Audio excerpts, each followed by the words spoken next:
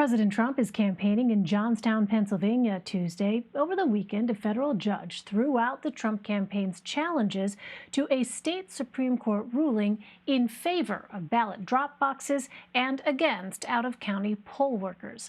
The judge ruled the campaign failed to provide concrete evidence of impending voter fraud. The campaign had argued it did not have to show there was fraud, only that it could happen easily. Pennsylvania Attorney General Josh Shapiro joins me now with more. Mr. Attorney General, thanks very much for being with us. The Trump campaign said it would appeal part of the ruling about ballot drop boxes. The campaign says ballot drop boxes need to be staffed. Did you see any merits to the Trump campaign's suit, and are you concerned at all about voter fraud in Pennsylvania? Well, a few things, Elaine, and it's good to be back with you and set the record straight, because unfortunately the president is known to lie a lot about our laws here in Pennsylvania. In this case, the president failed to back up any of the crazy claims that he made on Twitter, and a judge dismissed the case. And the Trump campaign has said through the media that they would appeal. They haven't appealed yet. I can tell you that in just the last several days, they're 0-2 against us in court. If they want to go 0-3 and go through that appeal process, they can. The Trump campaign has failed to demonstrate anything in court that backs up the president's claims. And of course, in court, we deal with facts and evidence, and the law is something that oftentimes is foreign to this president. I'm curious, though, how are you prepping for a possible appeal? To do exactly what we did in the federal district court, which is to present real evidence and present facts. You know, the president and his team actually had a very low bar to get over. As you correctly pointed out in the top, it wasn't about proving that actual fraud occurred, but that it could occur. It's a pretty low evidentiary standard. He failed to even meet that standard. And what we really need to do right now is, assure the people of Pennsylvania that their votes will be counted.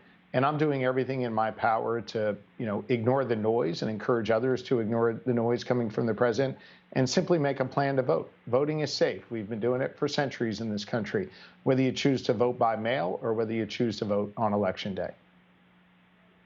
Well, the Trump campaign also wanted the court to disqualify mail-in ballots where the voter's signature might not match the one on file. Why won't Pennsylvania reject a ballot if the signature doesn't match? Because there's nothing in the law that suggests if your signature is slightly different than when you, signed up to vote, there's nothing in the law that says that disqualifies your ballot. Think of it, Elaine, your signature probably looks a bit different than when you signed up to vote when you were 18. Mine certainly does as well. I think most Americans are. And what we're not going to let the president do is come into Pennsylvania and rewrite the laws to suit him. And the reason I say to suit him is because it's clear what he's trying to do right now is eliminate certain votes from being counted, make it harder for people to participate in our democracy. He's actually trying to make the voters of Pennsylvania feel somewhat powerless, like they don't get the final say in the outcome of this election that somehow he does. But in our system of democracy, it's the people with the power. It's the people that will determine the future direction of our Commonwealth and our country, certainly not Donald Trump. Well, there are other pending lawsuits in your state related to the election. Republican leaders in Pennsylvania State Senate have asked the U.S. Supreme Court to overturn a court ruling allowing election officials to count mail-in ballots received up to 3 days after the election, as long as they are postmarked by the time that polls close. How much attention should Pennsylvania voters be paying to election lawsuits when it comes to deciding how they cast their votes? Respectfully, I think they should pay zero attention. I think these lawsuits are designed to distract. These lawsuits are designed to create noise in our process and make people think that it's harder to vote than it really is. Legal eligible votes need to be secured, and I'm doing that work as the Attorney General of Pennsylvania. They need to be protected, and they need to be counted. And I think focusing on these lawsuits that are really just designed to distract and create noise in our process does a disservice to Pennsylvania voters. So whether it's Donald Trump or one of his enablers here in Pennsylvania, I would strongly urge voters, no matter who their choice is, for whatever office to simply make a plan to vote, ignore the noise, and be a part of our democracy. So ProPublica reports that the DOJ's Public Integrity Section sent an email earlier this month saying federal investigators can publicly look into suspected election fraud before the polls close. How could that influence how this election plays out? Well, I don't know, and that type of language is concerning. Let me state very clearly that election fraud, voter intimidation, these are serious offenses. And as the Attorney General of Pennsylvania, I've prosecuted people for that. But we always want to make sure that as a law enforcement agency in the Attorney General's office, and certainly this applies to the Department of Justice, is that you hold people accountable if they break the law, but you don't involve yourself in the political process. And I think DOJ needs to be very careful not to involve themselves in the political process. We saw just a couple weeks ago, Lane, in Pennsylvania, in a community called Luzerne County in northeastern Pennsylvania, a seasonal worker threw away a handful of ballots. DOJ jumped on this. The president tweeted about it. They put out all kinds of statements suggesting that it was fraud, when in fact it was a clerical error, and that seasonal worker was fired, and proper steps were taken within that county to address it. But because DOJ got involved, because they sent out communications, they ultimately spun a narrative that turned out not to be true, and they involved themselves in the political process in a really reckless way.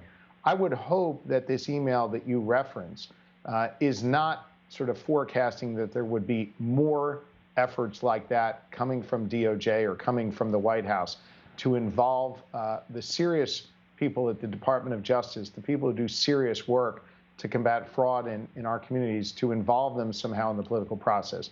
That'd be really reckless and dangerous. According to the U.S. Elections Project, more than 2.6 million people in Pennsylvania have already requested mail ballots. Ballot processing doesn't start there until Election Day.